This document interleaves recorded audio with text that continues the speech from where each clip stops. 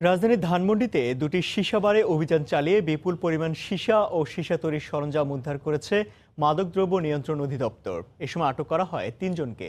মাদকদ্রব্য নিয়ন্ত্রণ অধিদপ্তরের পক্ষ থেকে জানানো হয়, দীর্ঘদিন ধরে নিষিদ্ধ মাদক সীসা বিক্রি হচ্ছে এমন গোয়েন্দা তথ্যের ভিত্তিতে রাজধানীর ধানমন্ডির H2O এবং ওজন সীসাবারে অভিযান চালায় মাদকদ্রব্য নিয়ন্ত্রণ অধিদপ্তর। সেখান থেকে বিপুল পরিমাণ সীসা ও সীসা তৈরির সরঞ্জাম উদ্ধার করা হয়।